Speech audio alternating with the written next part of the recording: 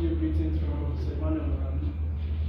My name is Dr. Emeka. I'm a obstetrician and gynecologist, and I work with the University of Harcourt Teaching Hospital. Prof would have been here this evening, but he suddenly had to call me to stand in for him because of certain unforeseen circumstances he had. And I will just be doing more of a reading of the slides. It's not an easy one to read what another person has prepared, but I pray that God will help me to be able to do justice to deliver the message as he would have. I beg for your attention. I want to thank you again for the opportunity. Briefly, we're going to be talking about revisiting mother and child survival, the role of the Rotarian, or the role of the Rotary. And we just want to talk about what mother survival is, what child survival is, why are we worried about mother and child survival, what are the possible causes or risk factors for maternal, that is mother and child death. We'll talk about the immediate causes, remote causes, and then we'll discuss the solution, which actually is going to be talking about your roles as Rotarians in bringing an end to maternal and child death, and then we will come to a conclusion. Obstetrics has to do with maternal health, and it deals with taking care of the woman's health in pregnancy, in the labor room or delivery, and after delivery. Look at making sure that this woman is healthy during pregnancy and up to 1 year after she has given birth. And then pediatrics, the branch of medicine, has to deal with the child, from the newborn baby all the way up to 14 years of age. Charge our hearts to doing what best we can do. Why are we worried about this category of people? We know that fertility rates in Nigeria are high as 5.1%, meaning that for every 10 women, up to 5 of them are going to be fertile at some point. And then we know also that the contraceptive prevalence rate is quite low, about 18%, meaning that we have many fertile women who are likely going to get pregnant and are going to carry that pregnancy all through to their deliveries and afterwards. And like I said at the beginning of the speech, that the risk of dying while pregnant in Nigeria is high. For every 1 in 22 pregnant women, they are likely to die in that pregnancy. And the causes of death are quite simple, such that a simple act of negligence can result in that pregnant woman you saw yesterday dying today. That pregnant woman you saw 5 minutes ago can actually die right now because they are not properly taken care of. And so people have talked about pregnancy as being a journey onto potential death. And our roles as private and public individuals is to ensure that that death doesn't happen. The burden of death worldwide, up to 90% of maternal mortality happens within the developing countries. And Nigeria contributes to 14% of those 90%. So you can see that Nigeria alone is taking the chunk, a large chunk of maternal mortalities. And all this probably because of our poor health-seeking behavior, probably because of poor access to health, or probably because of poverty in itself. And so, for the children, we talk about the neonatal mortality rate, which is the death of children born who are under 1 month of age, has been up to 37 per 1,000 live births. So for every 1,000 children that are born alive, about 37 of them are likely going to die. For every child, for every 1,000 children that are under 5 years of age, up to 117 of them are likely to die. That's the under 5, what we call the under 5 mortality rate. So we realize that why are these children dying? Probably because of childhood diseases. And one of the ways to prevent those childhood diseases is immunization. And if you look at our immunization rates for those under 2 years of age, it's about 40% in the northern part of Nigeria, and as high as 65% in the south. Yes, we are doing a bit okay, better than those in the north. But those numbers or those figures are not as good as they should be. We should be aiming as close to 100% as we can get. And so there's more work to be done. Another area where children die is diseases associated with malnutrition and poor feeding. And for children under 6 months of age, they're supposed to be having exclusive breastfeeding. And when we took a study of women within our country, we found out that exclusive breastfeeding rates are as low as 29%. And we know that these women, when they do not breastfeed, they are going to carry out other forms of feeding. And these children are going to be prone to diarrhea diseases, febrile illnesses, and the rest of them. And so we realize that there are many reasons why our children can die just from what they eat. And so it's important that we bear these indices in mind and see how we can channel our energies to getting them sorted properly and keeping our mothers and children alive. For the women, what are the most common causes of death? Commonly, especially in this part of the world, we talk about hypertensive disease of pregnancy. Now, hypertension is a disease condition in which the blood pressure gets elevated greater than 140, what we call 140 millimeters of mercury systolic and 90 millimeters of mercury diastolic. Hypertension is a common medical illness within the population, but there is also the cause of hypertension that happens in pregnant women that appears for the first time suddenly in pregnancy. And those diseases can go on to cause what we call preeclampsia, where there is hypertension in the pregnant woman and then the body starts excreting protein in the urine. That condition is quite grave in the sense that suddenly the woman can develop a convulsion, the woman can go on what we call eclampsia, she can go on to have a stroke, the baby can suddenly die from the hypertensive condition. The placenta, I see Rotarians going around planting trees and doing all kinds of environmental friendly activities. I must commend you that you are doing so well. So we are calling upon you again to say, come over to the studio and help us. There are certain things that we need to assess and take care of. And so these assessments in every project you're going to do is key. I know you are thinking of projects or you already run certain projects and you're thinking of other projects to run. You may need to sit down again and look at it. Where should we channel our energies to make the maximum impact? In taking care of mothers and children, I think anyone who does that is going to make a lot of impact. And it won't cost so much. Some of the interventions do not cost so much. As simple as a pack of antibiotics with 500 naira can go a long way in taking care of a woman who needs care, from treatment for infections, viral infections, and the rest of them.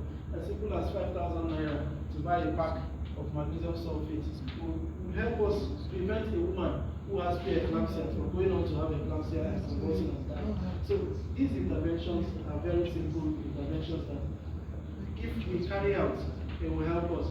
Yes, your role in advocacy and public education is also important. As you go about your project, help us be the voice to speak to the people and tell them about the challenges that mothers and children face and how best they can be averted.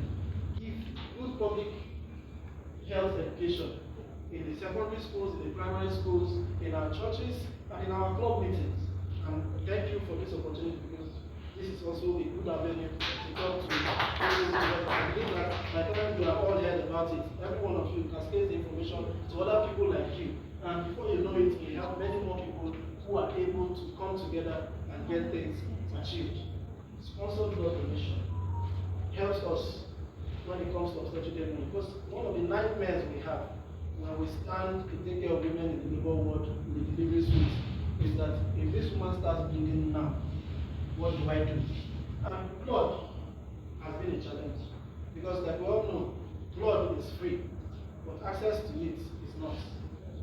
And when you realize how important and how fast that blood can save a woman, within a minute, a woman that was almost dead or passed out, having received blood transfusion, can wake up and get up and walk out of this room. And then the problem is when they come in with problems with obstetric hemorrhage, placenta previa, abruption placenta, where they bleed in torrents. When you see a woman with an abruption placenta bleeding, before you know it, that brain pocket over there will be filled up with all of the woman's blood. And so if we do not have steady blood supply in the blood bank, it becomes a difficult situation for us to manage. And so sponsored blood donation days can be a project that we can adopt and say, look, this year, let us take it upon ourselves to supply these maternity hospital or this maybe this teaching hospital or this general hospital with all the blood needs that you have. And so from time to time you go on to donate blood. From time to time you organize blood drives and you have people coming in to donate blood. That will go a long way in helping in solving the problem of obstetric hemorrhage. Providing basic drugs like magnesium sulfate, antibiotics, antihypertensives will go a long way. It's as simple as the hematinics that are supposed to be cheap. There are some women that don't have access to them. Yes, many health facilities are trying to make that free, but coming in to help in providing those will also go a long way in helping to reduce maternal and child death. Oxygen is life, you see. Without oxygen, no one will be alive. The fact that we have oxygen in full supply is one of the reasons why we are on Earth. If we go to other planets, we do not have the pure oxygen as we have here. And so it's difficult for us to survive. And so one of the things that we use in keeping these women alive, especially in their critical moments, keeping these children alive, especially in their critical moments, as a delivery of oxygen to them. And unfortunately, it still is a problem having access to pure, processed and gas or bottled oxygen. And so that's one of the things that you can partner with us to get a steady supply of oxygen. Oxygen plants can be established and built around different facilities, especially within the environment, so that at every point in time people have access to oxygen. And then the most important, poverty. The fact that many people come in without the appropriate funds. And so indigency is a problem that we have, especially in the healthcare system, because you have a woman coming to you fighting for her life, and then the husband is nowhere to be found. Not because he doesn't want to come, but because he doesn't have the means. And so he would rather not watch her die. And so he runs to some place where somebody is going to buy him free beer. He gets drunk and forgets that his wife is at the point of death in the hospital. And he's waiting to hear some good news. And you can't help him that way by providing an indigent fund, where you make available some funding, and then people can access those funding when they need urgent health care. These are things that we can all do together, and they are not difficult. They are things that if we all put our hands together, we can achieve. Thank you. Olaka. In fact, I wonder if it could have been better than this. So it was a well-delivered lecture. Let's put our hands together. I have benefited immensely from this lecture. I wouldn't know if we have questions. Please, if we have questions, let's raise our hands. So we take the number. One. Okay, I'll start with our past president, TV. One. Archival 2. Jessica 3. Sultan 4. And Gloria 5, and my IPP 6. So let's start with number 1. Thank you, my president. As Speaker, when the president shared Professor Amos, the part of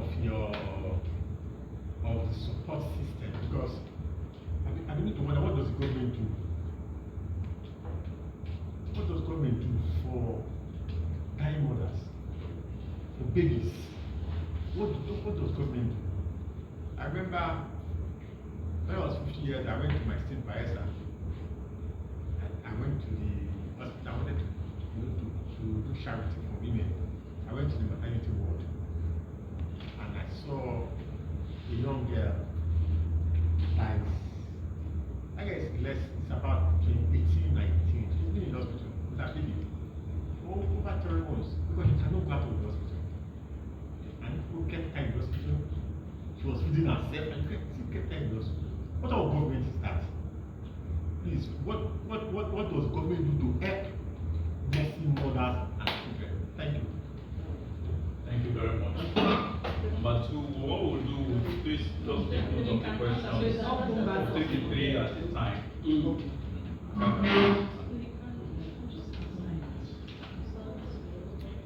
you want to answer it? Or do you want to take one by one?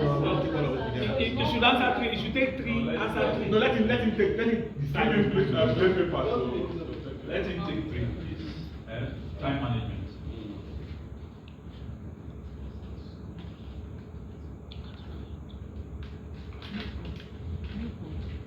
Okay, go on, George.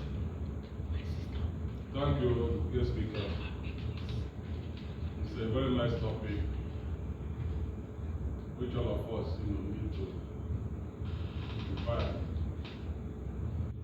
When you are giving that lecture, you told us that blood donation is free.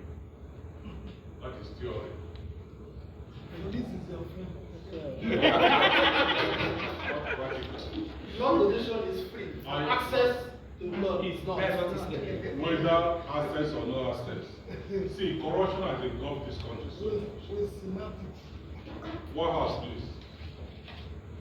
I was one of the people that had donated blood on 3 occasions.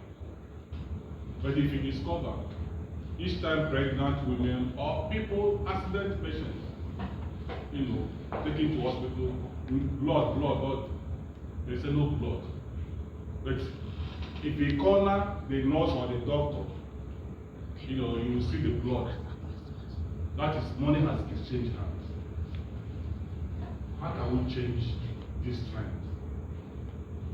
That is 1. 2,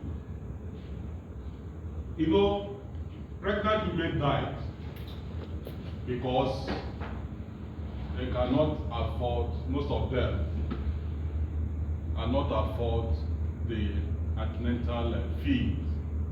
Just like you mentioned, when they are taking, when they go to hospital, they discover that they will pay so at this thing, pay so that, and they discover that the person does not have, money to pay for it. Now we return to either NGOs or some spiritual individuals. Last month, Burna Boy went to read the port. He went to pay, in fact now they pay for more than almost 200 patients this in bills. As soon as he came down with his security people, as soon as he came down from the vehicle, see a woman running towards, was shouting. And Burna Boy stopped us. What's the problem? What's the problem? He said they cannot attend the husband, he's about to die. Just 250,000. Burna Boy now called his mates immediately. Give her 300,000. That was what saved that man. Because your colleagues, the doctors, deliberately refused. And that's why we see the high rate of death in the hospital every day. And if you have the Spirit of God in you, manage to treat that person, they will lock the person inside. Unless you pay before you go. That's after the person must have, recovered. Let's just go straight to your question. So, what I'm saying is that, how do we change this? That's the second question, the third one. Thank you very much for the lecture, Doctor. I want to give you a gynecologist, right? Yes. So, talking about maternal and child health, we also need to look at the aspect of infertility because it's almost like the order of the day. And I know some of the causes of infertility is PCOS and they have that illness. So I want to also encourage doctors and also we as individuals who I think we should know about this PCOS and hormonal illness because it starts from a very tender age, from like 19, 20, you see young girls who have PCOS, and when it's time to deliver, they can't even take it. So I want to also aid us to create awareness on that aspect of maternal and child health, and also the aspect of family planning, because I have a friend of my mom who has 4 children already, and because she had 4 girls, she wanted a boy, and now she took him again, and that child took her life. So I want us to also create awareness on, let's know when it's okay. Let women be aware that at this point, if you have 1, stay with that 1. If you have 2, stay with 2. And also, lastly, I want to ask, you talked about high blood pressure in women who are pregnant. Is there like any cause, a particular cause for high blood pressure in pregnant women? Thank you very much. Thank you so much. Thank you. Doctor, you have 3 questions. So please take it. Okay, thank you. So let me give a disclaimer here that I'm not standing brief for the government. I am just a private individual who has come to talk to other private individuals.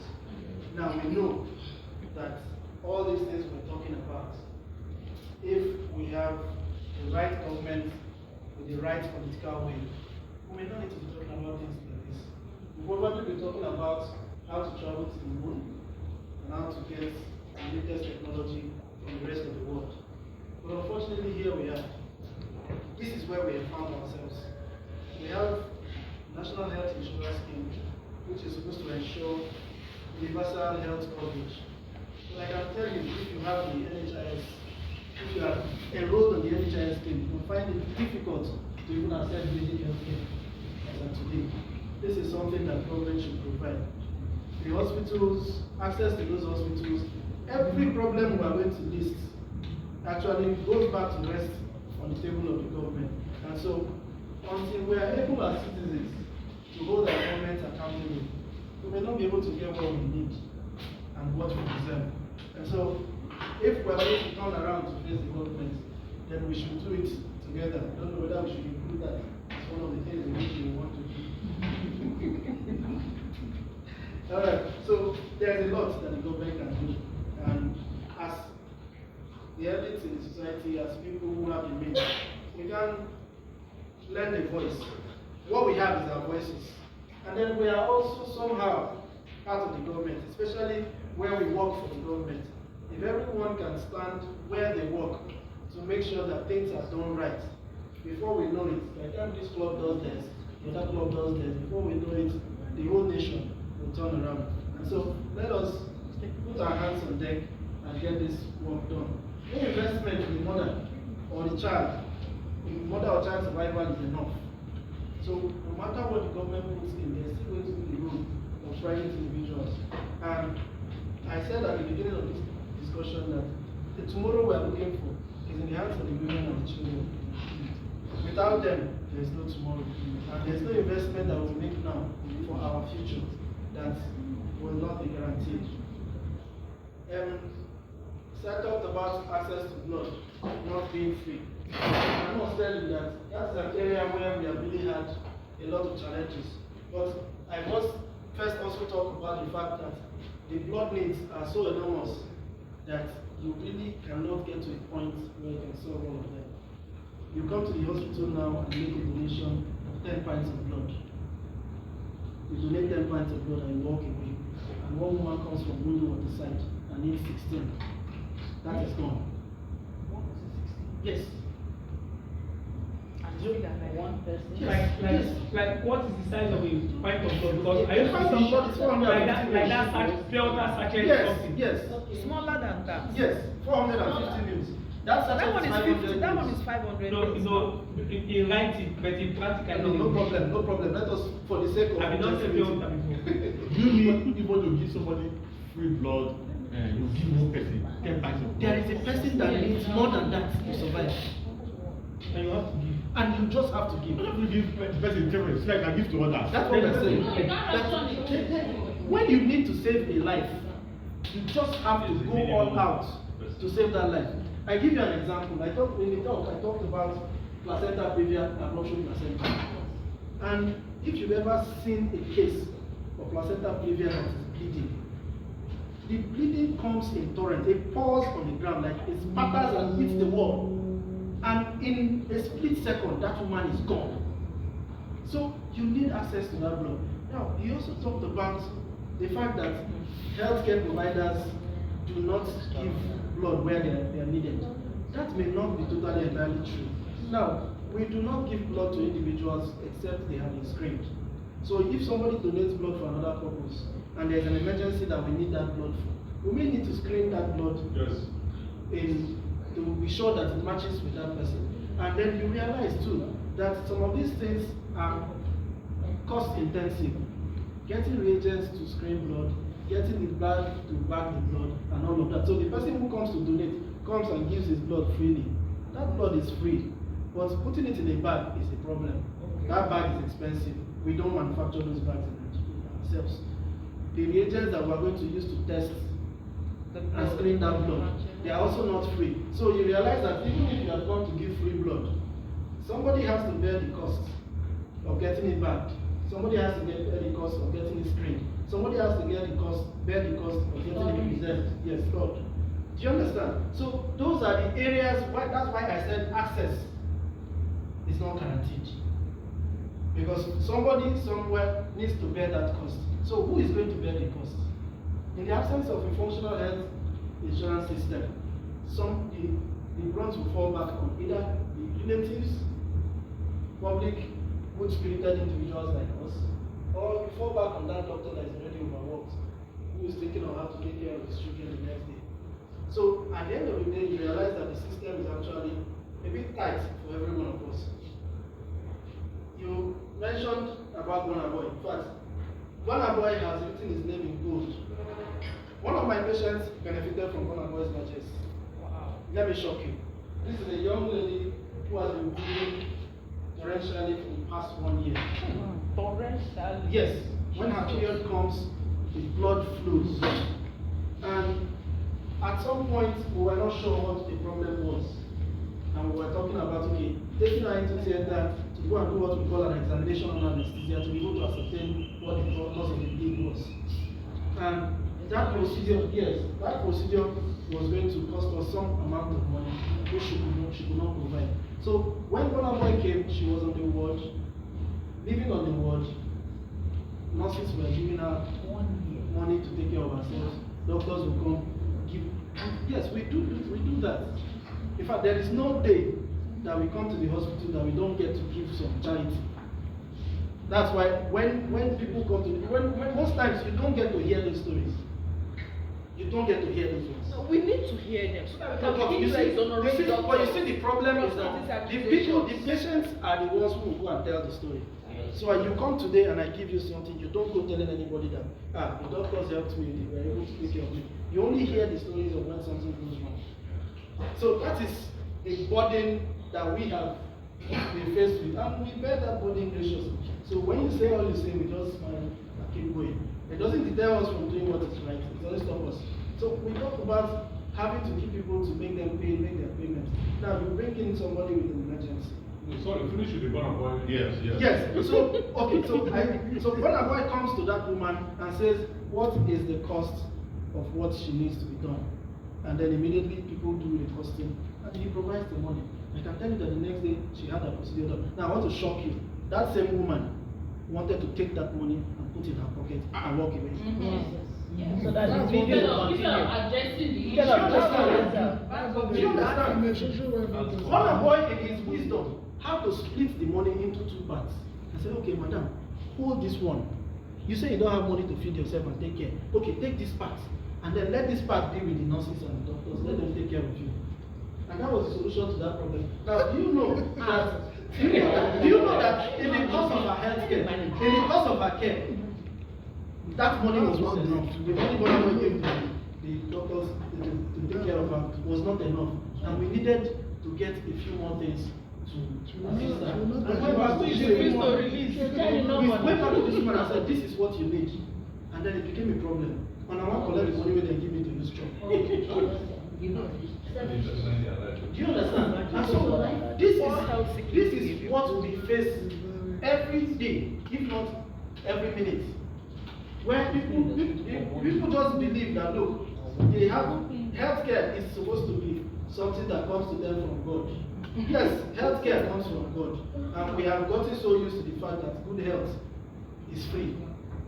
And so when somebody falls ill, they are looking at themselves, okay, this money, I should have spent it on healthcare. Why do I have to spend this money on healthcare?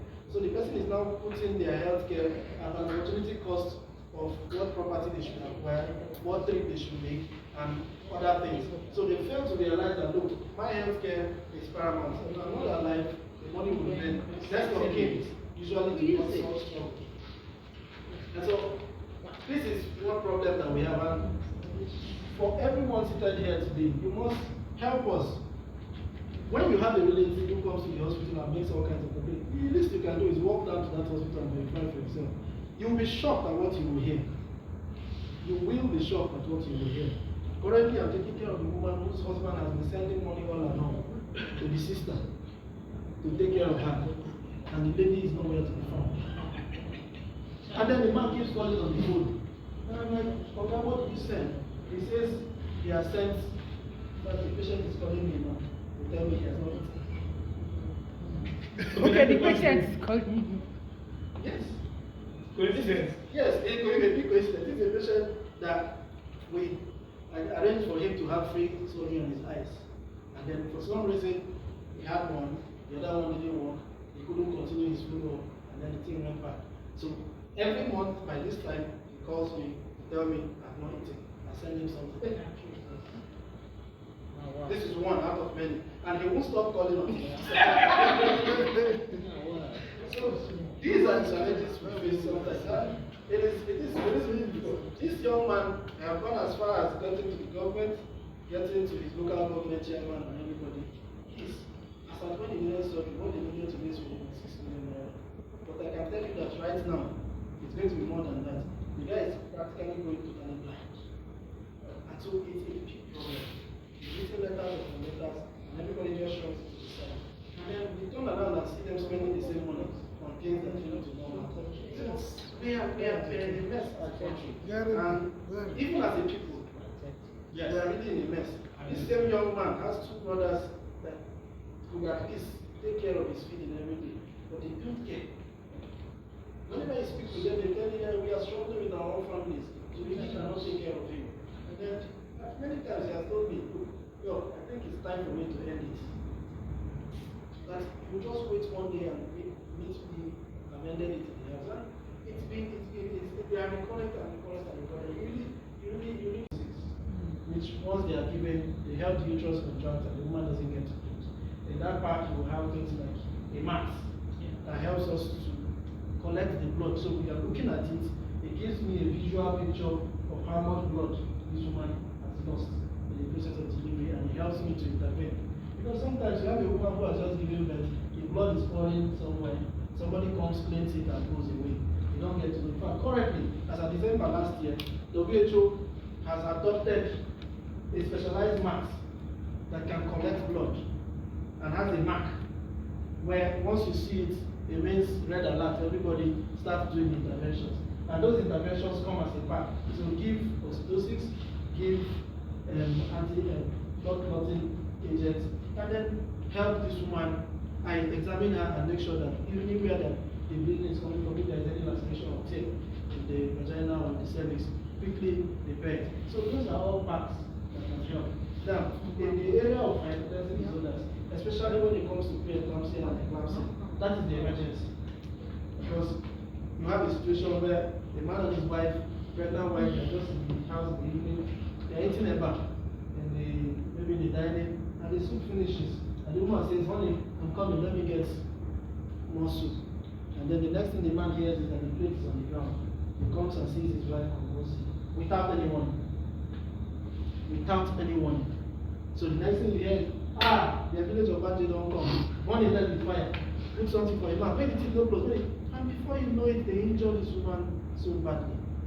When they come into the hospital, they realize that by the time they finish all that, it's too late. For me, when this is something that maybe they come in with basic resuscitation and then giving magnesium sulfate, we tend to reverse that trend. With a single shot of magnesium sulfate, the woman with preeclampsia is unlikely going to have that convulsion or adverse outcomes. And a simple small vial, which has saved a lot of women. As far as early as 2096, 2000, we didn't have magnesium sulfate easily available. But since we got that, we have realized that deaths from that has significantly reduced. But one of the problems we have is it's not available, so people tend to want to use things like that as a palm and the rest of them, which are not as effective.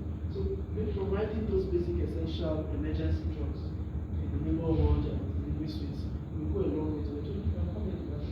The area of, I talked about blood donation, making blood drives available and all of that. We're not saying, come and give us 1 million equipment. Really, when you think with the cost of things now, it may be difficult to give us, you say, okay, this club, come and buy us a blood bank. We want a blood fridge in our neighborhood. We now start talking about 25-30 million.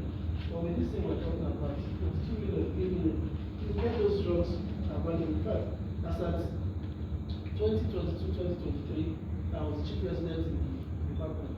And we made available some of these basic medications. And sometimes every month, we were spending like 120,000 naira to purchase them. This was coming from somebody's pocket. And we realized that it went a long way in helping these women. Because one of the problems we have is the delay it takes in getting things from here, from there. But by the time we bring all of this together, we realize that as simple as gloves in the hospital, as simple as gloves, can be a problem. So, with these little basic things, he talked about government. Personally, I for one, I've decided that as far as I'm in this country, I don't have any business with government. We need our independence, get our independence and go. Because we really need independence from the government that we have currently. Because you go to them and say, this is what we need, this is how it should work, and nobody's talking to you. Do you understand? Currently, we're doing a free cervical cancer screening program, and I know how it has been, how difficult it has been to keep that program running from 2020 till now.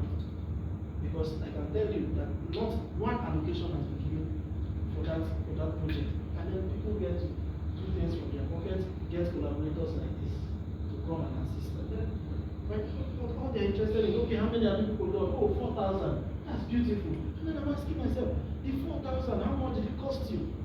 What more did you play in the 4,000? And then you go and say, we are doing it. And so we are in a situation where people are more interested in turning out numbers than actually putting in. But you realize that the little you can put in, as small as it is, will go a long way in helping. Then, what advice should we give to those who are getting pregnant? The truth is what you have said.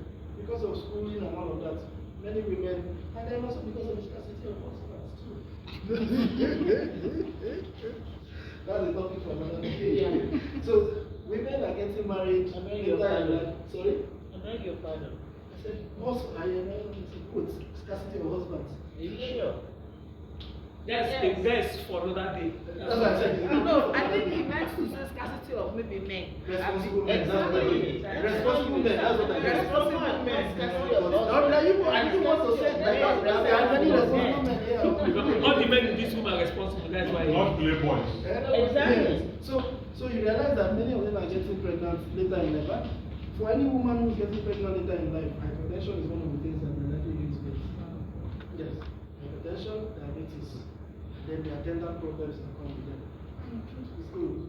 Their hearts are fragile. I mean, getting older. Pregnancy takes a toll on the woman. Pregnancy takes so anyway, that's why they say anyway say pregnant woman, assist her. Because that pregnancy actually is like you put in a big pipe, they're vandalizing her pipeline. So that big pipe is taking through the placenta, taking all her nutrients, almost all that she needs to the baby. So that's why when they say give me shawarma, please. So it's important that we get our women to be educated. It's important also for every first-time mother, getting antenatal care is critical, especially specialized antenatal care. For every first-time mother, more so those who are elderly. What we consider as elderly in obstetrics is from 35 years and above. We expect that the ladies should get pregnant around 19, 20, 21, 25. Once they start passing 30, 35, you need to watch them carefully because anything can go wrong. You understand? So, any first aid for diarrhea. Now, apart from what? Yes. The thing with diarrhea diseases is that the child is losing significant fluid. The child is losing fluid. The child is losing energy. So, what we usually advocate is, at that point, as the child loses the place, food, drinks, whatever you can get, then the idea of ORS is to be sure that you are giving the right salt volume that the child needs, the right electrolytes that the child needs. But in the absence of ORS, it's quite easy to get ORS anyway. But in the absence of that, something as simple as water, drinking water, would help. As simple as getting a bottle of Sprite would help. As simple as getting normal food would help. So don't look at the child and say this child is having diarrhea. When we now talk about the child that is not able to tolerate orally, that's where they now need hospital care, where you now need to put in a cannula and start delivering those fluids intravenously. But as long as the child can take orally, please replace what they are losing, body for body, put more extra. Wow. Right, thank you. Oh yes, oh yes, oh yes.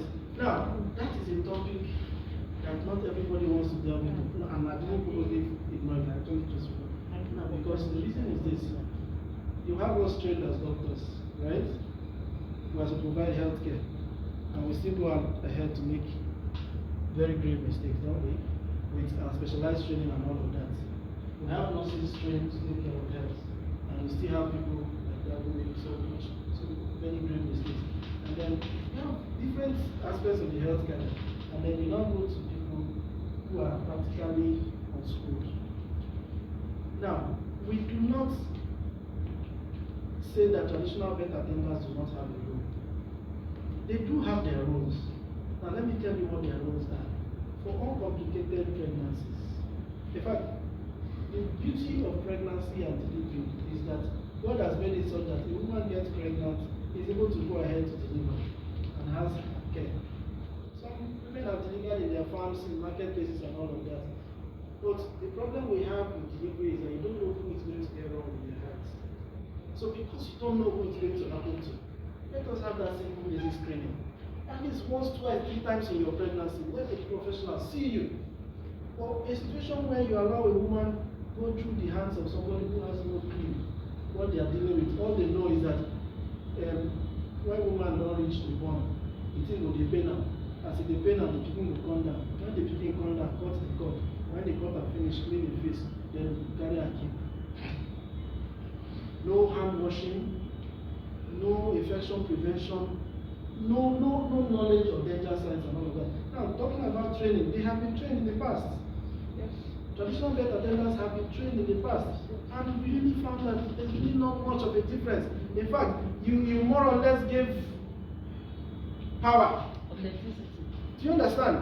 You gave them authenticity and you gave them power. So it's really if there are professors I know that once you mention traditional birth attendant, you walk out of this room.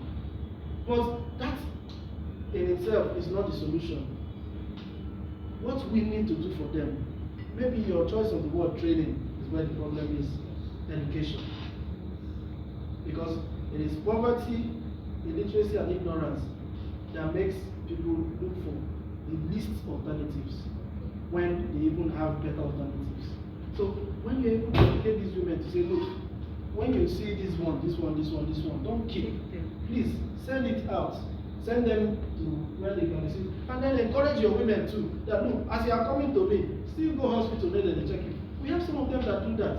Do you understand? And then, look, I can tell you that what we see, the traditional birth attendants have made themselves into laws that they tell you, some of them, their stock in trade is to tell you, no go hospital. I will deliver you, even if they don't do operation for you before. Yes. That's how they killed my first daughter. Sorry, brother. So you realize that, look, I am a doctor. There are cases I will see, and I will shift and call Prof. Oranu, please come. Wherever I am, it doesn't matter. Do you understand? Because one difference between us and those who are not medically trained is the fact that you know your limits. Now we have these people who do not have a clue of their limits. And when you are talking to them, as you're coming, they are telling you that my mama don't do this thing before I come. My grandmama don't do it before I come. And so and then if you want to understand the magnitude of the problem with traditional birth attendants, if you know anyone around you, sit out in front of their shops in the middle of the night. That's when you know where the problem is. Their patients don't live in the day. It's only at night. The only ones that live during the day are the ones that maybe have their normal deliveries and they're going home.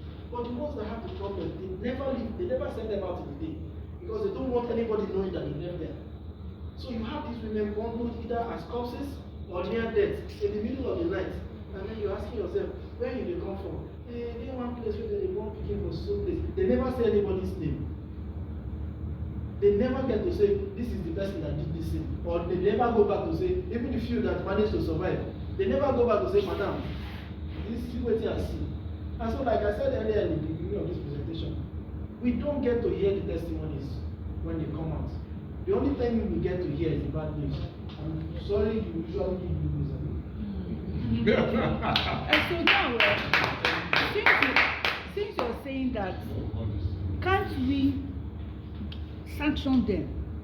You understand? Because if as a government you've done everything you can do to... Remember I said that I'm not government. Yeah.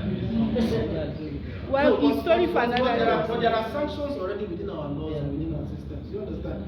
The medical and dental council has a major role to play. But unfortunately, the laws of Nigeria does not allow medical and dental council to sanction those people. It doesn't. Because they are not. They are not. They are not. They are not their members. Do you understand? They are not. So the only people we can go after legally are those ones. The lawyer is here. Are those ones that are within our own game. So yes. when I make a mistake here now, they come after me. Professional negligence. Do you understand? But those ones, they don't even have an association that say, okay, by law, if I catch them. So even if you say go and catch them, what book will you judge them? All right. Especially in a country like Nigeria, we are a product of our choices. Yes. And for everyone who gets to know the truth and gets enlightened, if you go back to the mud, whatever you see is going to be a consequence on you. Because the judgment is usually worse for those who know than for those who do not know. Those who do not know will go through it and bear it. But those who know, you will always look back and say, you knew better. Why did you have to? So please, wherever we find ourselves, wherever we have the opportunity, let us go on to educate as many as we can. Yes, I must confess truly, that we have a lot to do in the health sector, especially in terms of attitude, corruption and all of that. But I can still tell you that there are many more not corrupted than those who are. And as much as possible, whenever you have the opportunity, engage. If you find somebody carrying out a corrupt practice, please engage. Don't be afraid. Because you don't even need to fight them. And you say, well, doctor, this is what the right thing is. You quickly look around and say, okay, be like this one, do it to do, and we'll conform. And it's easier for us to conform knowing that we are watched than for us to do wrong knowing that we are not watched. Thank you. For he is a jolly good fellow. For he is a jolly good fellow. And so say all of us. And so says all of us. Hooray! And so says all of us. Hooray! For he is a jolly good fellow. For he is a jolly good fellow. For he is a jolly good fellow. And so says all of us. We appreciate you. It could not be better than this.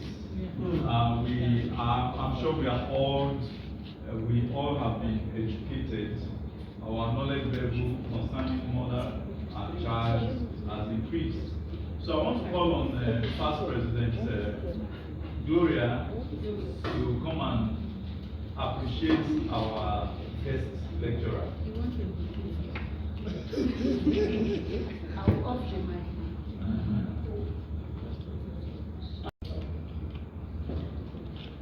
Well, I must confess that today's fellowship is one of those fellowships that I learned a lot. And most of the things you told us are practically live demonstrations. I'm sure that somebody watching or listening, or even hearing this fellowship, somebody who is watching or is even part of this fellowship would have learned one thing or the other about maternal and child health. So as you continue to give life to humanity, we want to thank you because we are all in the business of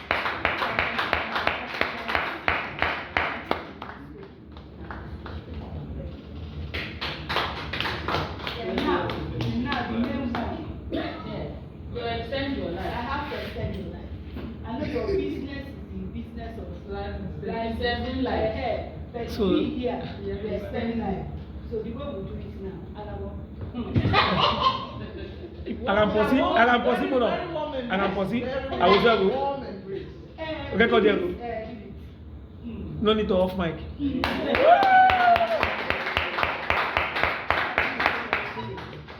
Very much. Doctor, are you afraid? When we had extended life. Extend our When my phone and we appreciate your coming, and we won't mind you joining us also and coming again and again. Thank you so much. We appreciate it.